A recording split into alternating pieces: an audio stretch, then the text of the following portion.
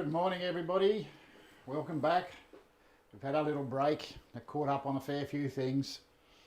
So what we're going to do today is we're going to start a new project. Now you all saw last week we had, or not last week but the week before, we finished off our box and we got that sorted, basically put a finish on it. The only thing I haven't done to that box is put a wax on, but I'll do that later. Just let it settle for a couple of days and after the finishing, and then I'll show you what it looks like when I've got all the waxes on it.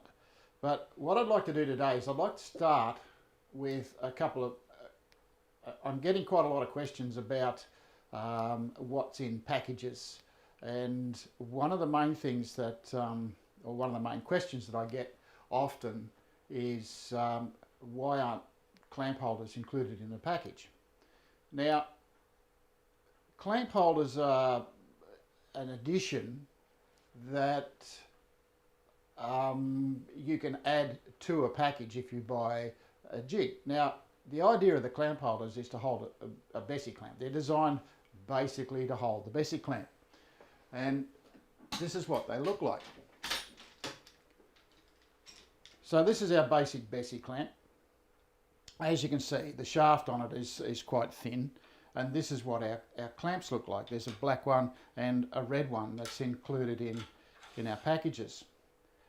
So the way they work is that they sit on top of the jig, and there is a slot in them that houses the shaft of the Bessie clamp and holds it in the correct place. So when you look at it on a jig, this is my B10. This is where they sit. Just get this other camera over here so you can see what I'm doing.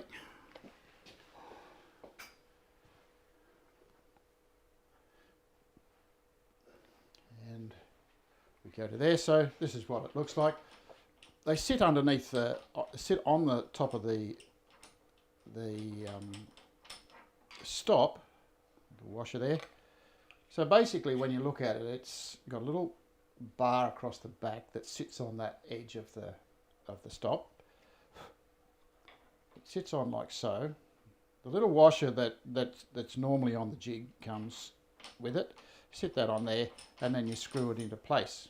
Okay, so it just sits on there like that. Now you can swap and change. If you've got a number of different jigs, you can swap and change. We can swap and change back and forth from jig to jig, but that's a bit tedious. The idea of this is to do this. So it sits in like so. So the idea, buy yourself a set of those and use it, but leave it on the jig all the time. Now the idea of it is once it's clamped up, you have all this space underneath. If you're using a G-cramp, you'll find that the G-cramp tends to slip down over the top of it. And there's a chance that the space underneath, you'll end up hitting with or you'll end up hitting the jig with, hitting the cramp with the router bit. Whereas this one here sets it up so that you've got very little to have. So if you buy a solo pack and you don't get those, the reason is that they don't normally come with on the jig. They're an extra that you need to add later. So that's the idea of these things, is to make sure that you've got plenty of space underneath the clamp so that you don't hit it with the jig. Okay. So that's what the clamp holders are all about. Okay, and as I said, they don't come with the jig, so you have to buy them as an extra. So if you look through our website, you can find them in I think they're in jig parts or jig accessories. You'll find them. Now, the other thing we're going to do today is, so for those of you who are asking the questions about that, there's your answer. what we're going to do today is we're going to go through the process of setting up for a piece of furniture. Now, normally we started this programming for making boxes. Now, the boxes we will continue with. We're going to go through a number of other different projects, but also I want to show you that the jig is actually quite good for use with furniture. Now, the piece of furniture we're going to make is going to be, and I'm going to set up this camera here so that you can see exactly what I'm talking about. I hope you can see with that. Let me go to here. I'll just go to there instead so you can see me on both cameras. So what we're going to do is I built this cabinet some months ago, and the idea is that I'm going to use it as storage for the jigs. So the jigs are going to sort of stack here, and they're going to stack in a row up to the ceiling. On the other side, I'm going to set up for showing the boxes that we make in the shows. Now, the cabinet that we built across the top here is just going to be a hutch. It's not going to be covered in or anything like that. It's so that you can see the jigs, and they're easily accessible as well. So we're going to do that. We're going to use, to cut the joints, we're going to use our jumbo jig. Now I'll talk about that in a second. But basically it's just going to be a cabinet like that. Now, the jig that we're going to use to cut that. So let's go back to our other cameras. The jig that I'm going to use to cut the joints is our jumbo jig. So if you look at the jumbo jig, you can see that it's way bigger than our standard jig. This is our standard jig. Just take that clamp off there. It has all exactly the same facilities, like it has clamp holders, clamps, stops, it slides back and forth exactly the same. And when you look at the template, you can see they are quite different. They're quite large, right? This is very, very long. So the distance between the stops on this one is around about 300 mil. Now, I could build this piece of furniture because the piece of timbers we're going to use, I could build this piece of furniture with the A10, because the piece of material that I'm using is only 280 wide, but I want a bit more stability and I want the joints spread out a little bit more. So we're going to discard this one and we're going to go into using the bigger jig. Now, I can make larger pieces of furniture if I want. It depends on what we're making, but I just want to introduce it so that you know it's available and we can use it, and this is how we use it. Now, when you look at the two jigs, if you have a look here, you'll see that the spacing between the joints on the B10 is different to the jumbo. You can see the difference here. It's quite large. Now, to find those spacings, all you need to do is go to... There's a link. There's a link on the chat. Yep. On the chat. Just near the top of the link. On the chat. If you want to go and have a look at the spacings, this is our little product booklet, and the product booklet actually has them in there. So if you've already got the product booklet, you'll find the difference in the spacing. If you turn to, let me have a look here. I'll just go onto my top camera so you can see what I'm doing. If you go to the first page, you look on the first page, you can see here's all the standard template spacings. Okay, so they're all the spacings we have. And then if you turn the page, there's all the jumbo spacings, and you can see the difference. You get pin spacing on pin spacing on your jumbo B is 48 mil, and on the A10 it's only 38. So there's 10 millimeter difference. What that does, that actually spreads the joints out over a larger area, so they're not all crowded in on each other. That will cause you a whole lot of grief if you get something wrong. So gives you a little bit of a difference in the spacings. So that's what we're going to do. Okay, let's get rid of this. Get rid of that too. And let's get started. What I'm going to do is I'm going to do a test joint before I actually cut any joints on it.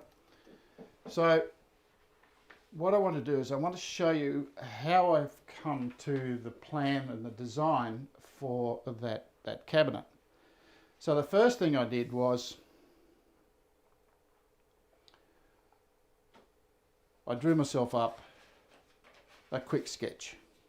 Had a bit of a look at it, got my pencil out on a piece of paper, and I drew up a sketch. And as you can see, it's fairly rudimentary. It's not elaborate, and it's not accurate, but it's just a sketch. So I started there, and this is the way I would suggest that a lot of people, if you are, let me see, here we go. If you're having a go at designing your stuff, this is probably where you need to start. Learn to sketch. Very simple sketches. They're not very difficult. These are what we call isometric drawings, and or 3D as people will call it. So have a look at what sort of plan or what sort of idea that you want. Then you go to a drawing board, and if you have a look at this one here on the drawing board, I've drawn that one up reasonably accurately. There's a few measurements on there, so it's just an idea. Get those just to get your measurements and all that sort of stuff set up. So the idea is just have a little play with it. Just work out what you want to do. As you can see with this one here, I've got a frame, I've got all my shelving, and I've got my on the other side I'm going to have adjustable shelving on this side here where the holes are. So we've got to do those two things. Then I drew it out in a large format on a piece of A3 using the right measurements. Well, actually they're not quite the right measurements. Accuracy's not quite there, but it's pretty close. You can sort of see what it is. So I've gone to that length to draw it up. My next task is to work out what sort of timber I'm going to use to make the cabinet. Now, if you have a look at the cabinets behind me here, you'll see that I've got this lovely golden colour with the cedar inserts. That's all quite nice. I've done the same on the cabinet here. I've got the clean pale surrounds on the doors with the cedar inserts. The frame on that is cedar, so I'm sort of trying to match the whole thing up and make it all look a little bit neat. Now, the timber that I'm using here is something that you would go and find at your local hardware store mostly. Now, the hardware stores will carry similar sorts of stuff. If you start buying your material and to make a project, continue to do it if you want to get a uniformity right through the whole of your cabinetry. Now, a lot of this is done on a budget basis. Okay, it's not very expensive. Of course, the cedar might be, but the rest of it, the framework and all that sort of stuff, is done relatively cheaply. And that's the way I've sort of tried to keep things, basically because I don't have a big budget to play with. What I do have is, again, a small space, so I've got to work with that as well.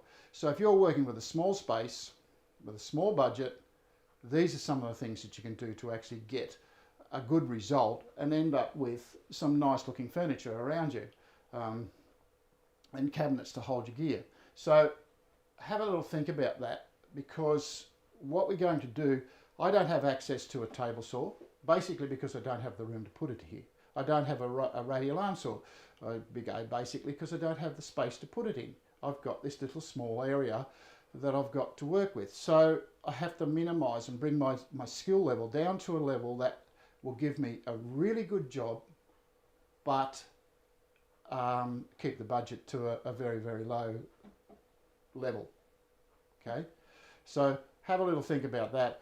space and budget are the two things that inhibit a lot of work that's being done in workshops these days. So you've got to think about how to get around those sorts of things. Now, what I've done is I've started already, and I want to show you where I'm at with these.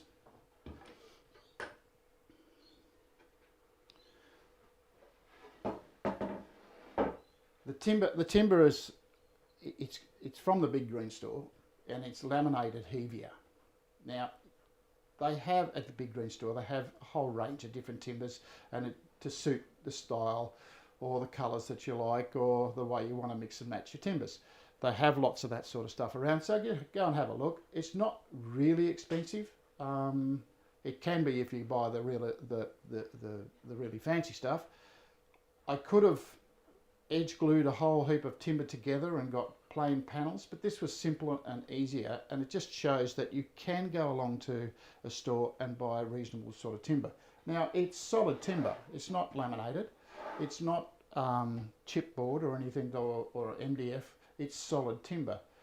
It might not be the highest of quality, but it is still adequate for building these sorts of pieces of furniture. So that's and that was my thinking when I started doing this. Also, if you look carefully here, you can see that it cuts very good joints.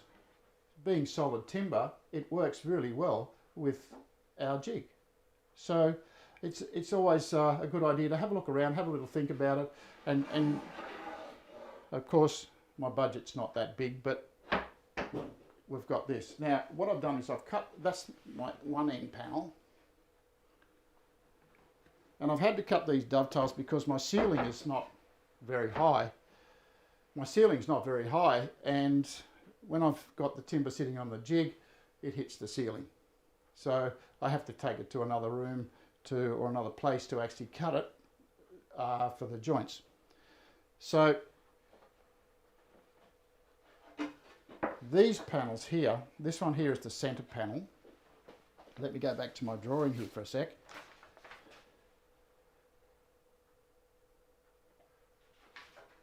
So as you can see, this is my center panel here. Well, that's that panel there.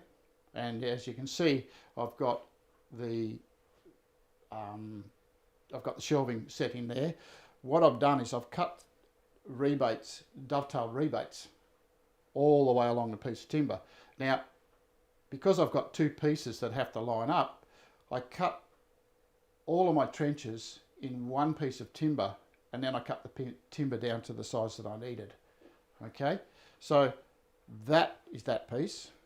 This piece here is the end bit, and the piece underneath it is the piece that's on this end here.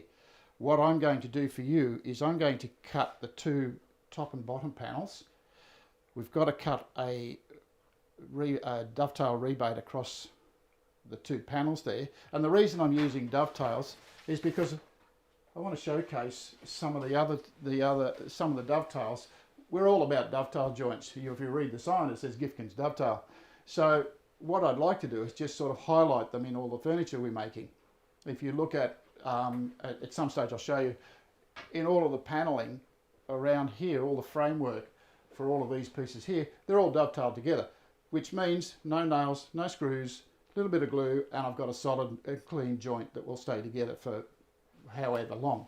Okay, so that's part of why we're using dovetails, and I'm going to do the same with this panel that goes around here. Right, so let me get rid of these and I'll show you where I'm at with the top panels.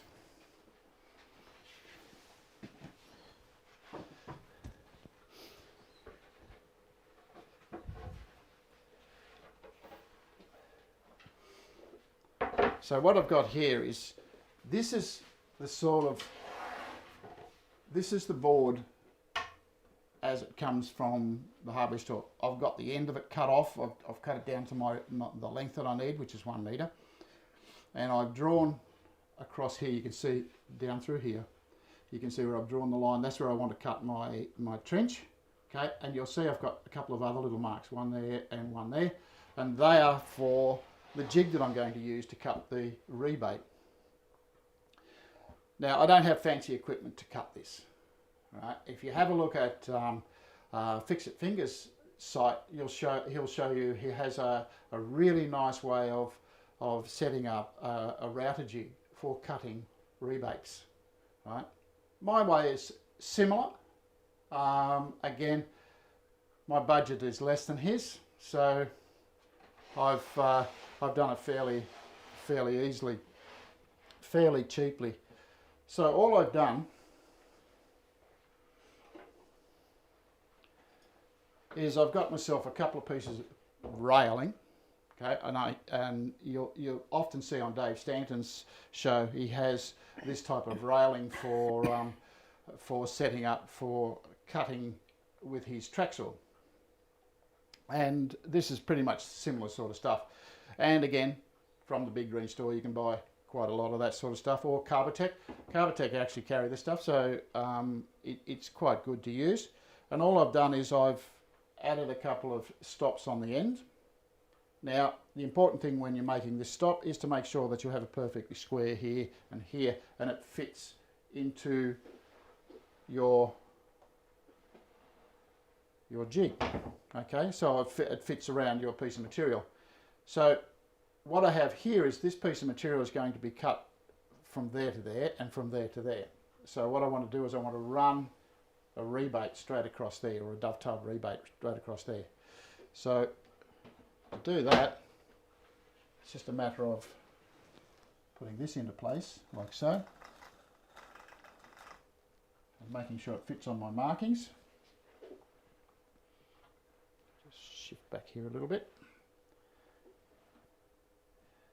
As you can see, I don't have a fancy table or anything to fit it on. I've just got my router table, and I can do quite an easy job. So I just cramp this down, and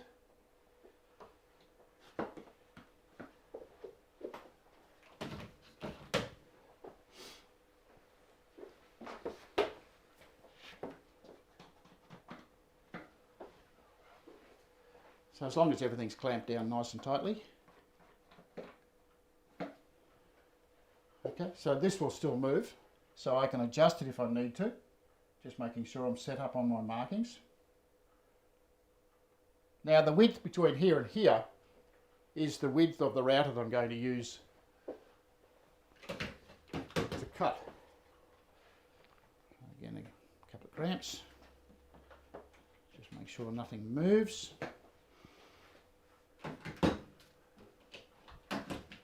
Pretty good having all of these clamps. These basic clamps, so much easier to use. Fiddling around with various things. Oops, we moved. Just got to shift that back.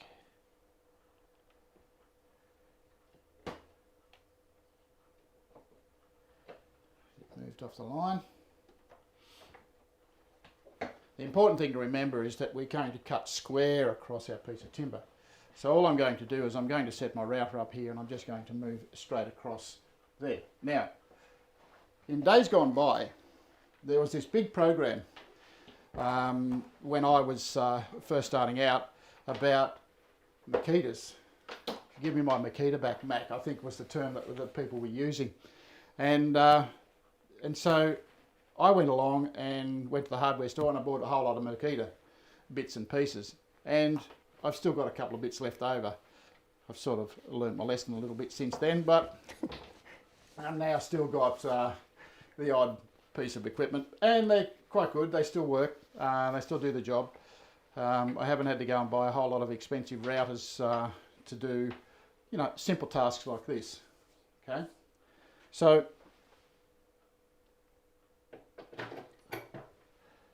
what I have here in the router is just a standard dovetail bit. It's not one of ours. It's designed by, I don't know if you can see that. It's a Carby Tool product, and I think I have the packet here somewhere. There you go. There's the code number for it. It's T1018 half. Okay, it's a 9/16 router bit. So that's all I need is just a 9/16. And I just want to cut a trench all the way across there. So just the one trench. Okay, so here we go. First thing is earmuffs. And I need to turn some power on. Thank you, Pammy. Okay, so ears on everybody. I'm just going to cut this trench across here.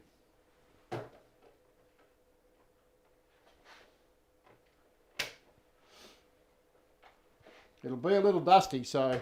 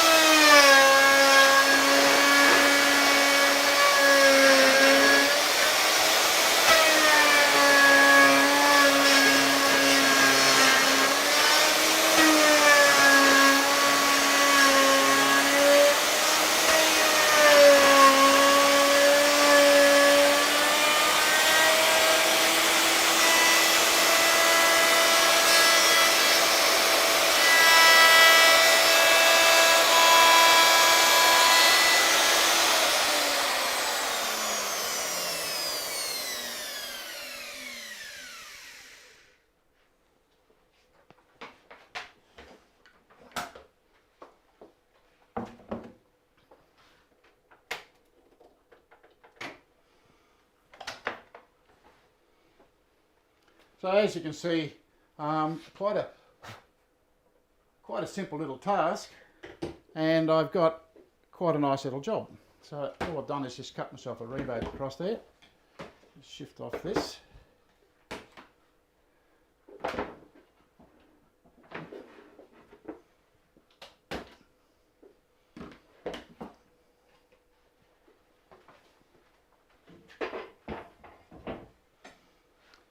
The important thing to remember is make sure your rails are actually the same width as the routed base.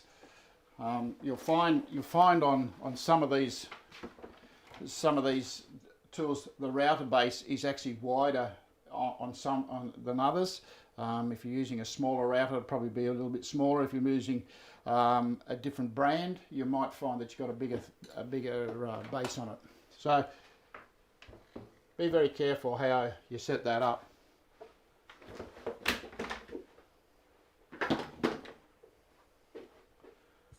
And pass me the brush that's over there on the bench, please.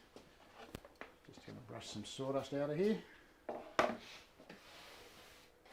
I could set up my dust extractor, but all I want to do is just get that out of there.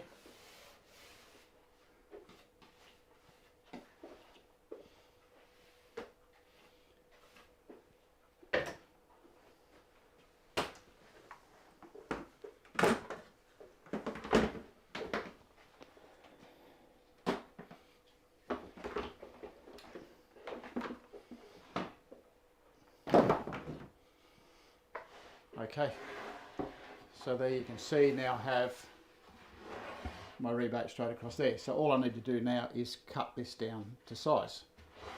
So cutting it down to size, I want to cut through here. Okay, so there's that piece there and that piece there, and they're the same width as the other pieces that I have over there. So before I do that, I'm just going to get rid of, I had a piece of sandpaper here somewhere. Nope. Maybe inside. So all I want to do now is just to dock these down to size. Again, like I said to you earlier, I don't have access to a table saw, so a track saw is, thank you, a track saw is exactly the right tool to use. It seems to be the way for people who have limited space, because you can put it away and you don't have to have an expensive piece of equipment. You can see that's quite a nice little dovetail there. When you look at that, you can see it's got that lovely dovetail shape to it. Okay.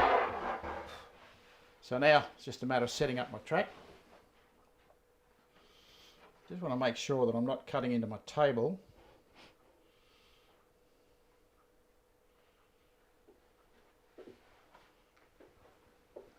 Clamps.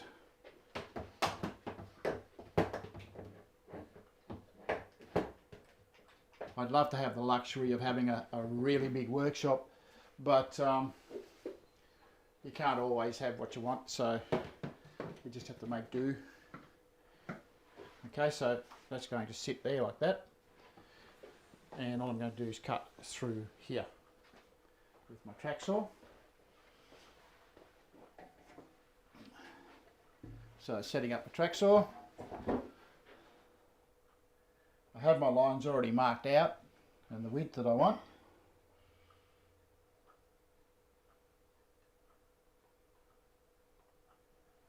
I'm just making sure that that's right in the right spot.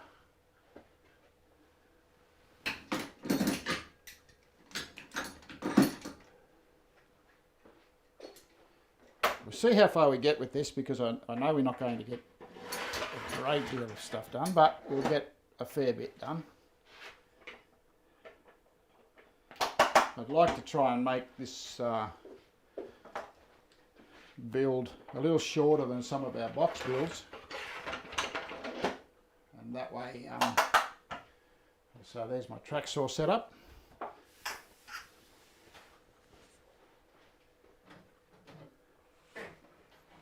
I just hope I've got enough battery to get through this. I forgot to check the battery, so we just have to bear with me if it goes south.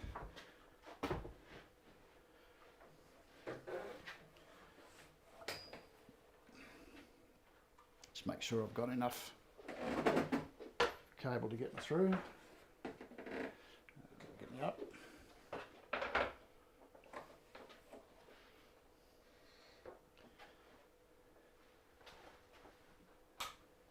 So ears on, everybody.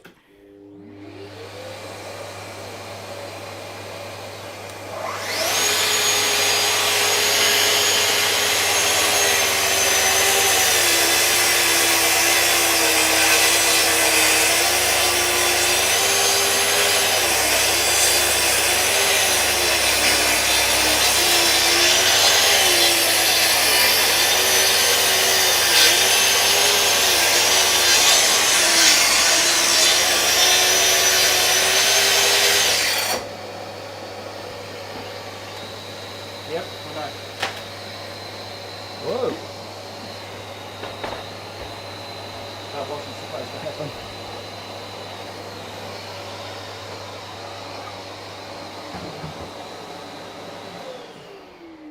I forgot to get my little stands. Never mind. We are off.